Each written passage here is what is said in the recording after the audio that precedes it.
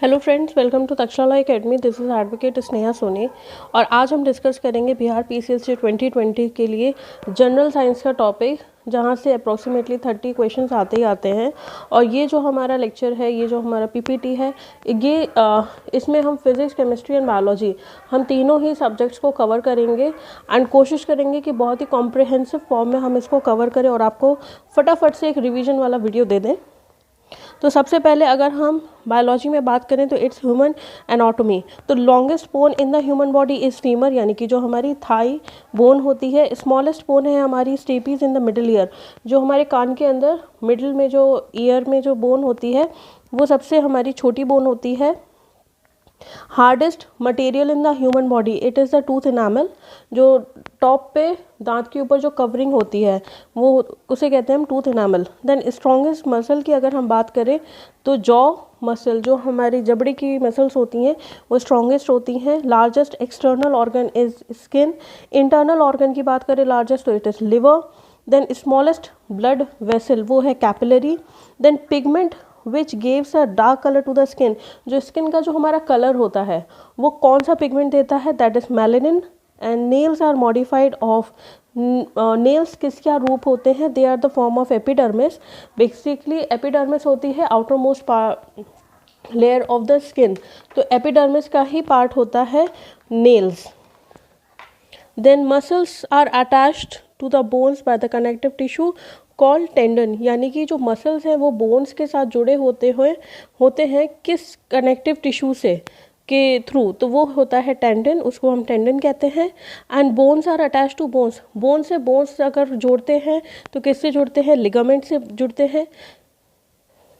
Lacrimal glands in human body क्या secrete करते हैं, टीयर्स, जो आंसू होते हैं।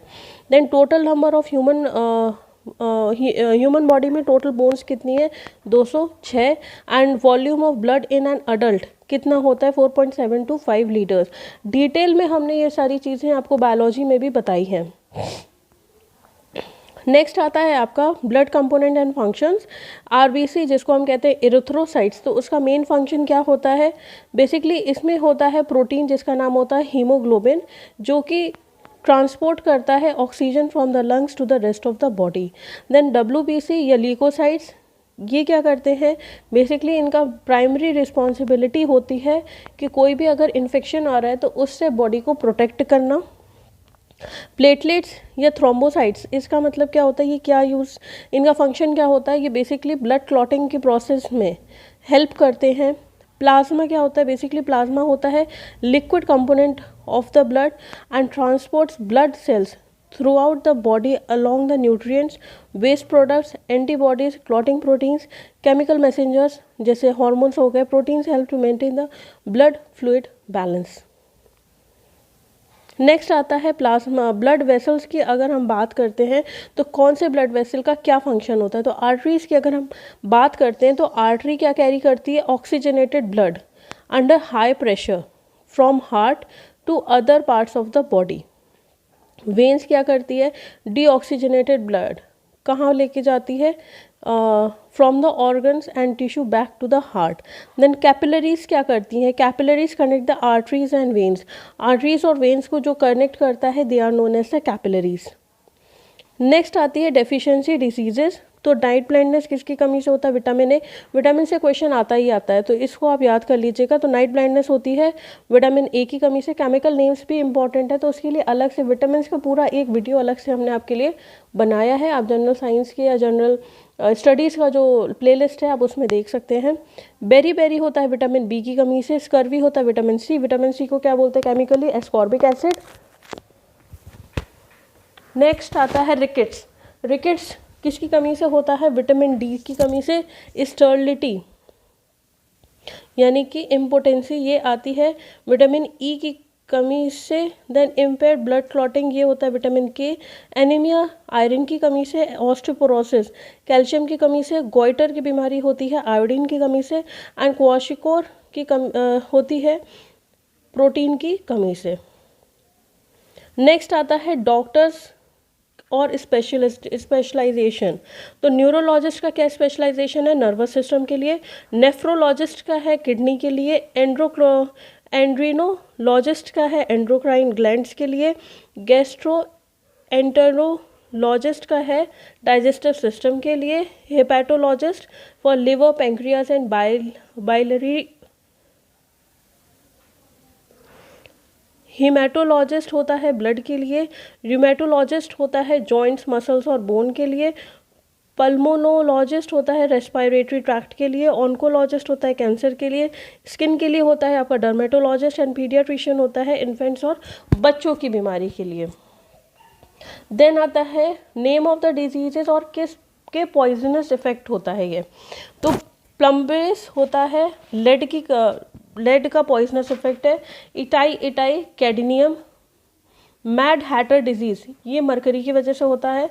देन मीनामाटा डिजीज़ मरकरी की वजह से होता है। और मीनामाटा डिजीज़ को ये नाम इसलिए दिया गया है क्योंकि ये फर्स्ट टाइम ये डिस्कवर हुई थी in Minamata city of Japan.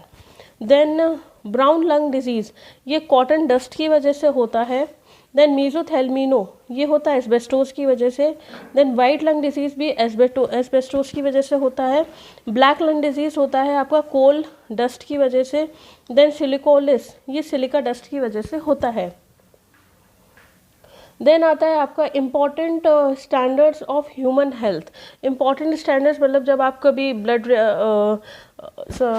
BP check करते हैं तो वो कितना होना चाहिए। टेम्परेचर है तो वो कितना होना चाहिए, तो ये उसके बारे में। तो पल्स रेट कितनी आपकी स्टैंडर्ड होनी चाहिए, 72 पल्स पर मिनट। ब्लड प्रेशर दो चीज़ों में होता है, एक सिस्टोलिक एक डायस्टोलिक। तो सिस्टोलिक होना चाहिए अराउंड 120 mmHg और डायस्टोलिक होना चाहिए अराउंड 80 mmHg। तो BMI की अगर हम बात करें तो ये होना चाहिए 20 to 25 के बीच में। अगर 20 से नीचे है तो अंडरवेट है, 25 से ऊपर है तो ओवरवेट है। बॉडी टेम्परेचर है 37 डिग्री सेंटीग्रेड और फ़ारेनहाइट में it is 98.6 degree Fahrenheit. PH level human blood का 7.35 to 7.45, ऑन एन एवरेज 7.4 पकड़ के चलते हैं। आई साइट 6/6 होनी चाहिए। नॉर्मल कोलेस्ट्रॉल लेवल कितना होना चाहिए, बिलो 200 mg/dl। मेडिसिन एंड इसके यूजेस, एंटीपायरेटिक आपकी यूज़ होती है बॉडी टेम्परेचर को कंट्रोल करने के लिए। एंटी हिस्टामिनिक ये यूज़ होती है किसी तरह की अगर आपको एलर्जी हो गई है या खांसी हो रही है। एंटी फ्लैटुएंस ये होती है इंटेस्टाइनल गैस को रिलीज़ करने के लिए। एंटी स्पैस्मोडिक ये होती है जो मस्कुलर कॉन्ट्रैक्शन होता है, जो मसल्स में दर्द होता है, यूजुअली पेट में जब दर्द होता है तब हम देते हैं एंटी स्पैस्मोडिक। एंटासिड होता है बेसिकली आपके स्टमक की एसिडिटी को कम करने के लिए। एंटी हेलमेंथिक ये होता है जो भी आपके पैरासिटिक वर्म्स हैं अगर आपके इंटेस्टाइन में, उनको हटाने के लिए। डायूरेटिक्स आपके यूज़ होता है डिस्चार्ज ऑफ यूरिन के लिए। लेक्सेटिव्स यूज़ होता है relief in constipation. Then tranquilliser होते हैं आपके यूज़ एंजाइटी, स्ट्रेस, इन सबको हटाने के लिए। अब हम फिज़िक्स में आ जाते हैं। तो फिज़िक्स में बोलोमीटर इंस्ट्रूमेंट एंड यूजेस बहुत बार पूछा जाता है। बोलोमीटर किस चीज़ के लिए होता है, instrument for measuring radiation bye means of the rise in temperature. Okay. Hydrometer density of liquid के लिए होता है। हैग्रोमीटर, देखिए हाइड्रोमीटर डेंसिटी ऑफ लिक्विड के लिए है, हैग्रोमीटर है ह्यूमिडिटी ऑफ द एयर और gas. Lactometer amount of water in milk. Anemometer measuring wind force. Salinometer ये मेजर करता है सैलिनिटी ऑफ द सॉल्यूशन, कितना नमकीन है। देन एल्टीमीटर होता है measuring the altitude of an aircraft, कितनी हाइट पे वो उड़ रहा है। गैल्वेनोमीटर आपका यूज होता है detecting and measuring the electric current. Next आता है स्कोप्स। अभी ये मीटर्स के उसमें जा रहे थे, अब हम देखेंगे स्कोप्स में। तो टेलीस्कोप आपके क्या करता है, लेंसेज और मिरर्स को ये यूज़ करता है और दूर के ऑब्जेक्ट्स को क्या करता है, मैग्नीफाइड दिखाता है, जैसे हम प्लैनेट्स देखते हैं, स्टार्स देखते हैं। देन माइक्रोस्कोप की बात करें तो ये लेंसेज की हेल्प से मैग्नीफाई करता है वो ऑब्जेक्ट्स जो आप नेकेड आई से नॉर्मली आंखों से आप नहीं देख सकते हैं। स्टेथोस्कोप आपकी यूज़ होता है basically listening of heart beat या लंग्स की जो बीट्स होती है उनके लिए। कैटाइलोस्कोप ये यूज़ होता है tube containing mirror and piece of colour. Basically जो पुराने टाइम पे, अब तो बहुत कम हो गया, जब मेले वगैरह में जाते थे तो एक पतला सा ट्यूब होता था, उसमें मिरर लगे होते थे, उसमें चूड़ियों के टुकड़े होते थे। जब उन्हें गोल गोल गोल गोल घुमाते थे तो उसमें बहुत सारे पैटर्न्स बनते थे, तो वो है किलाइडोस्कोप। देन एंडोस्कोप का मतलब होता है बेसिकली इंटरनल जो हॉलो ऑर्गन्स हैं, ये कैविटी ऑफ द बॉडी के अंदर देखने के लिए। देन आता है ऑसिलोस्कोप। ऑसिलोस्कोप होता है device of viewing oscillations by display on the screen of the cathode tube. Then periscope. Periscope क्या होता है? Apparatus with a tube and mirrors. Apparatus है जो किससे बना होता है, जिसमें बहुत सारी ट्यूब्स होती हैं और बहुत सारे मिरर्स होते हैं, by which an observer in a trench, submerged, submarine or by the back of the crowd etc. can see things otherwise out of sight। मतलब जो वैसे तो विजिबल नहीं है, लेकिन इनको यूज़ करके हम क्या कर रहे हैं, उसकी विजिबिलिटी बढ़ा रहे हैं और हम देख रहे हैं। नेक्स्ट आता है क्रिस्कोग्राफ। अब ग्राफ्स की कैटेगरी में देखें तो क्रिस्कोग्राफ ग्रोथ ऑफ प्लांट के लिए होता है। सेसिमोग्राफ होता है हमारा रिकॉर्ड ऑफ फोर्स या डायरेक्शन, बेसिकली अर्थक्वेक के लिए होता है। कार्डियोग्राफ आपके हार्ट मूवमेंट के लिए होता है। हेलियोग्राफ होता है सिग्नलिंग अपैरेटस रिफ्लेक्टिंग सनलाइट इन फ्लैशेस। बेसिकली सनलाइट को ये रिफ्लेक्ट करता है, तो ये हेलियोग्राफ हो जाता है। देन रेडियोग्राफ की अगर हम बात करें तो recording the intensity of radiation. Next ये इंपॉर्टेंट आ जाता है phenomena of light visible effect क्या होता है। तो refraction, dispersion, interference, scattering of light rays of small wavelength. तो जब सबसे पहले आता है रिफ्रैक्शन, तो विजिबल इफेक्ट क्या होता है रिफ्रैक्शन का? डे इज लेंथन, मतलब कि दिन लंबा हो जाता है। इसी वजह से क्या होता है, बेसिकली ये फिनोमेना आपसे पूछे जा सकते हैं और ये पूछा जा सकता है ये कौन सा फिनोमेना है। ओके, तो रिफ्रैक्शन से क्या होता है, दिन लंबे होते हैं, तारे हमें चमकते हुए दिखते हैं। जब हम रेगिस्तान में होते हैं तो हमें ऐसा लगता है दूर में पानी है, उसे हम मिराज कहते हैं। तो मिराज फॉर्मेशन भी रिफ्रैक्शन की वजह से होता है। एंड सन और moon appears larger in the science when eight horizon. Horizon वो प्लेस होती है जहाँ पे आसमान ऐसा हमको दिखता है कि आसमान और ज़मीन ख़त्म हो रही है, उस प्लेस को हम कहते हैं होराइजन। और वहाँ पे सन और मून का जो साइज़ होता है वो बहुत बड़ा दिखता है due to refraction. Then stick immersed in water appears bent at the point of separation. Basically होता क्या है, एक बीकर में अगर आपने पानी भर रखा है और आपने उसमें एक पेंसिल डाली है तो ये ऐसे दिख आएगी और हल्की सी टिल्ट होकर हमको दिखेगी। तो this is because of refraction. वो टेढ़ी नहीं होती है लेकिन वो ऐसी हमको दिखती है, it is because of refraction. Next है a person standing inside the water appears shorter. जो बंदा अगर पानी में खड़ा है स्विमिंग पूल में वो हमको थोड़ा छोटा दिखता है, सिर्फ और सिर्फ किस वजह से, रिफ्रैक्शन की वजह से। नेक्स्ट आता है dispersion of light. Dispersion of light की वजह से क्या होता है, रेनबो का फॉर्मेशन होता है। देन इंटरफेरेंस ऑफ लाइट की वजह से beautiful colours are seen in soap bubbles and oil films of the on water. Basically जब हम सोप के बबल्स बनाते हैं तो उसमें हमें बहुत सारे कलर्स दिखते हैं, तो ये दिखते हैं इंटरफेरेंस ऑफ लाइट की वजह से। नेक्स्ट आता है scattering of light rays of small wavelength. Scattering of light waves का मतलब होता है स्कैटर करना, और इसी की वजह से शॉर्ट वेवलेंथ की लाइट जब स्कैटर होती है उसी वजह से हमें स्काई कैसे दिखता है, ब्लू दिखता है, और sun appears red during sunrise and sunset. Next आता है हमारा लाइट और उसके फैक्ट। अब हम लाइट के बारे में बात कर लेते हैं। तो स्पीड ऑफ लाइट, बेसिक जो फैक्ट है रिलेटेड टू लाइट, तो स्पीड ऑफ लाइट कितनी है, 186,000 miles per second. Colour of light with smallest wavelength, सबसे छोटी वेवलेंथ का कलर क्या होता है, वायलेट। लॉन्गेस्ट का क्या होता है, red. 3 dimensional imaging used interference of light is holography. Then system of light excitation under a surgery printer etc. वो क्या होता है, laser. Next is the color of light which is most conductive to photosynthesis. कौन सी light का colour कौन सा होता है जो सबसे ज़्यादा कंडक्टिव होता है for the photosynthesis? It is blue light. Then the study of properties and the behaviour of light is called optics. मतलब जब भी हम स्टडी करते हैं लाइट के रिगार्डिंग तो उसको हम क्या बुलाते हैं? ऑप्टिक्स बुलाते हैं. नेक्स्ट आता है facts to remember regarding sound. तो अगर हम साउंड की बात करें तो जो फैक्ट्स इंपॉर्टेंट है अगर हम उसको डिस्कस करते हैं तो स्पीड ऑफ साउंड कितनी होती है? It is 343 metre per second. Next है audible range of sound in human beings. Human कितनी साउंड कितनी रेंज तक सुन सकता है? तो it is 20 hertz to 20,000 hertz.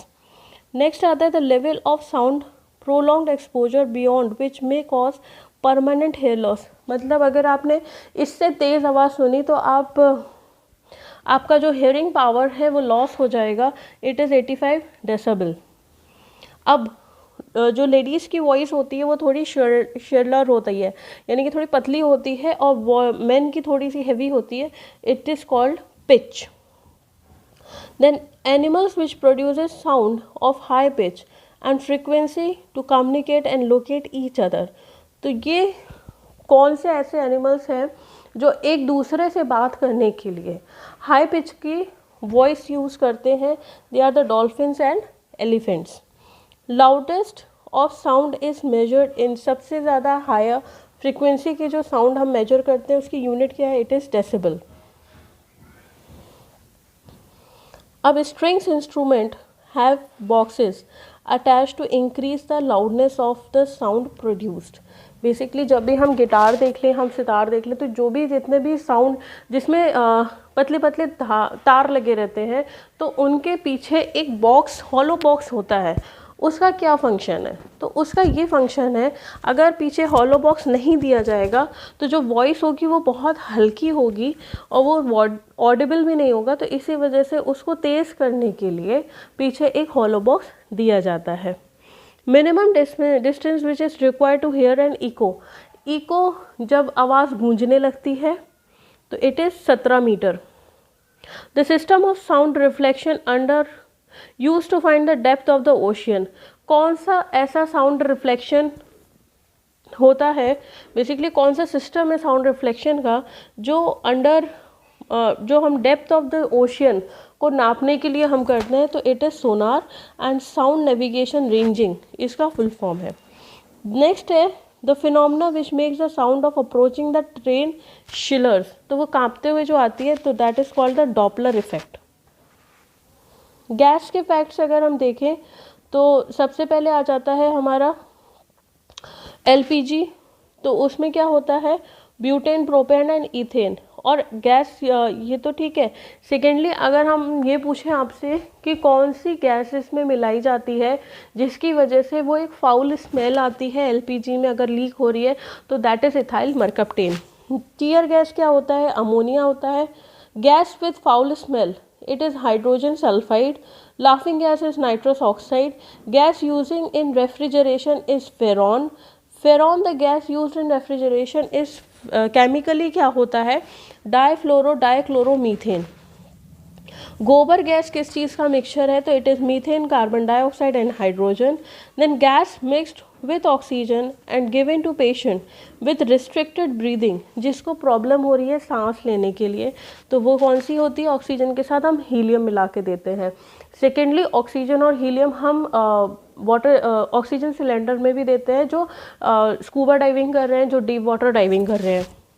Next है the major air pollutant, the percentage presence of which checked in the vehicle pollution test. जो major हमारा एयर पॉल्यूटेंट है और व्हीकल्स में हम किस चीज़ को देखते हैं? तो इट इज़ कार्बन मोनोऑक्साइड.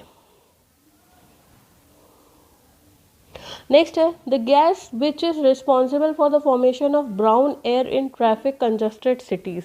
जब ट्रैफिक जाम लगता है तो वहाँ पे एक ब्राउन कलर की एयर बन जाती है, तो that is because of nitrogen oxide. Then major gases pollutants of area located near thermal power station, that is sulphur dioxide. Natural gas में क्या होता है? नेचुरल गैस में मेनली मीथेन होती है और कुछ अमाउंट में ईथेन और प्रोपेन होती है. देखिए ये अभी हमने डिस्कस किया है कि strong smelling substance added to LPG is ethyl mercaptan और ethanethiol. Next is gas responsible for depletion of ozone layer, तो that is chlorofluorocarbon. Due to chlorofluorocarbon जो ओजोन लेयर है वो डिप्लीट हो रही है। कौन सी गैस यूज़ होती है वेल्डिंग के लिए और आर्टिफिशियली फ्रूट्स को पकाने के लिए, दैट इज़ एसिटिलीन। ये सब चीज़ें हमने आपको थोरो लेक्चर में डिस्कस किया है केमिस्ट्री में। अब this is only a revision video क्योंकि आपके पास सिर्फ और सिर्फ एक वीक बचा है। गैस जो इलेक्ट्रिक बल्ब में यूज़ हो रही है वो कौन सी है, आर्गन। फ्लोरेसेंट लैंप में कौन सी होती है, वो होते हैं मरकरी वेपर्स। मार्श गैस किसको कहते हैं, मीथेन को।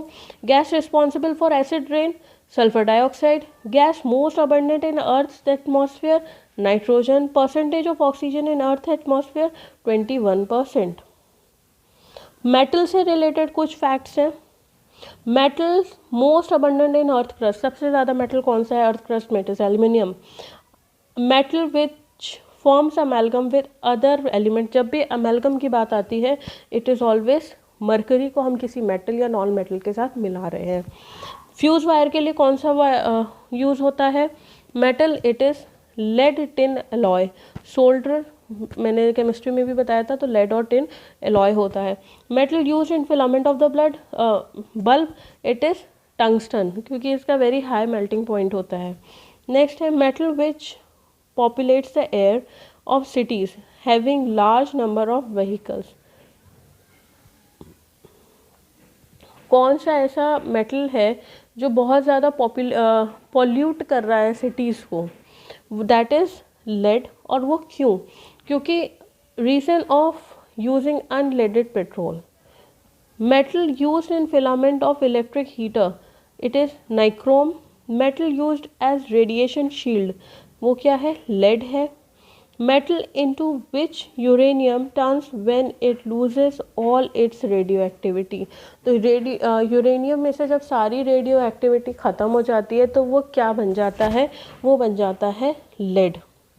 Metal use for making boats because it does not corrode by the sea water, तो कौन सा मेटल यूज होता है, टाइटेनियम। इम्पॉर्टेंट अलॉयज़ की अगर हम बात करें तो ड्यूरेलियम होता है combination of aluminium and copper. Brass होता है copper and zinc. Bronze copper and tin. Stainless steel is iron chromium and nickel. German silver is copper nickel zinc. Gun metal is copper tin and zinc. Solder is lead and tin. Electrum is gold and silver. अब कुछ important जो Nobel prize winner हैं India के, तो sir Rabindranath Tagore ji, इनको मिला था Nobel prize for Geetanjali. Year was 1913 में इनको ये मिला था। ओके, फर्स्ट एशियन थे to win a Nobel prize. C V Raman is 1888 to 1970 और सीवी रमन जी का पूरा नाम है चंद्रशेखर वेंकटा रमन एंड इनको नोबेल प्राइज़ मिला था फॉर द फिजिक्स 1930 क्योंकि इन्होंने दिया था Raman effect. Next is Hargobind Khorana ji, इनको नोबेल प्राइज़ मिला था 1968 में for the contribution in medical science. कुछ इंपॉर्टेंट ही हम डिस्कस कर रहे हैं, हम सारे डिस्कस नहीं कर रहे हैं। नेक्स्ट इज मदर टेरेसा, इनको नोबेल प्राइज़ मिला था for peace. Then Subramanyan Chandrasekhar, Chandrasekhar ji, इनको मिला था theory about white drops and ये फिजिक्स की थ्योरी है और ये इनको मिला था Nobel prize in 1983। And celestial bodies के बारे में भी इन्होंने बताया था which is known as Chandrasekhar limits. Then Amartya Sen ji को नोबेल प्राइज़ मिला था इन इकोनॉमिक्स की फील्ड में मिला था इन 1998। नेक्स्ट कुछ इन्वेंशंस रिगार्डिंग एविएशंस, तो एरोप्लेन किसने इन्वेंट किया था, it was Orville and Wilbur Wright 1903 में। हॉट एयर बलून किया था 1783 में Jacques and Joseph Montgolfier. Gliders को इन्वेंट किया गया है 1853 में by sir George Cayley. Helicopter was invented in 1924 and it was invented by Etienne Oehmichen. Hovercraft किया है 1951 में क्रिस्टोफर जी ने। Then jet engine 1937 sir Frank Whittle. Parachute 1797 A J Garnerin. Rocket 1926 Robert Goddard. Inventions and vehicles, invention और vehicle की अगर हम बात करते हैं तो बाइसिकल को इन्वेंट किया गया है 1839 में और inventor was Macmillan. Bicycle tyres का इन्वेंशन हुआ है 1888 में John Boyd Dunlop. Petrol car का इन्वेंशन हुआ है कार्ल बेंज ने किया है 1888 में। देन कार बर्ट्रॉट 1876 डायमलर ने किया है। डीजल इंजन इंपॉर्टेंट है 1895 में हुआ है, रदरफोर्ड डीजल ने किया था। एंड शिप स्टीम की अगर हम बात करें तो जेसी पाइपरे। एंड शिप टरबाइन वाली अगर हम बात करें तो सर सी पार्सन। सबमरीन्स की बात करें तो David Bushnell. Motorcycle is J Daimler of Cannstatt. कुछ इम्पॉर्टेंट वेपन्स की अगर हम बात करते हैं तो एटॉमिक बॉम्ब बनाया था जे रॉबर ने। एटॉमिक राइफल्स बनाए हैं जॉन ब्राउनिंग ने। Ballistic missile Werner von Braun. Then bolt action rifles बनाए हैं पी वॉन मॉसर ने। Guided missiles Werner von Braun. Hydrogen bomb Edward Teller. Nitrogen bomb Samuel Cohen. Tank बनाया था sir Ernest D Swinton. Machine gun was invented by James Puckle. Revolver की बात करें तो Samuel clot ने। Next है कुछ important discovery of elements and radioactive elements के बारे में। तो पोलोनियम का डिस्कवरी की थी मैरी क्यूरे ने। रेडियम की Marie Curie and Pierre Curie ने। Actinium Andre Louis Debierne. Thorium Jons Jacob Berzelius. Uranium is Martin Heinrich लेपोर्थ।